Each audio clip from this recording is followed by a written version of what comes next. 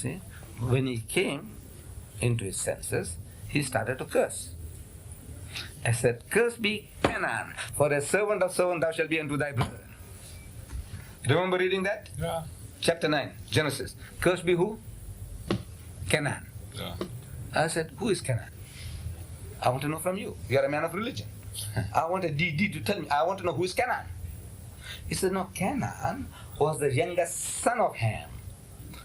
Ham had 4 sons, Push, Mizraim, Cush, and Canaan."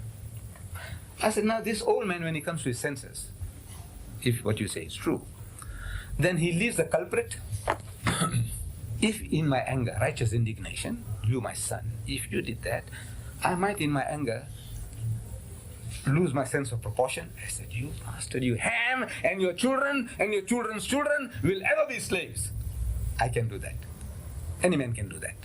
You and your children and your children's children forever in my anger. We have no right to do that.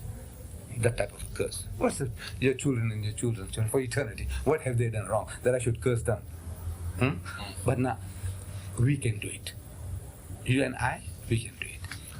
But to leave the culprit and leave the 3 other sons and pick the youngest of them, I want you to explain to me. What kind of a God is this who inspires such a book? To say, leave the culprit, Ham saw his son. And now, if I told you that the guy who wrote all that was a master psychologist. So how do you know? I said, look, read it. Read the Genesis, chapter 9. And you see every time the word Ham occurs, it says, "And Ham the father of Canaan." And again, "And Ham the father of Canaan." "And Ham the father of Canaan." I said, what about the 3 other sons? Canaan is the youngest, man. Why the father of Canaan? Why the father of Canaan? What? The others are not mentioned. I want to know why. Because in your record it tells you Ham had 4 sons, Cush, Mizraim, Put, and Canaan.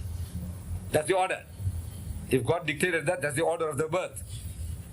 But same God now tells somebody to write, and he says, no. Leave Ham out, leave Cush and Mizraim and Put, and only talk about Canaan, father of Canaan.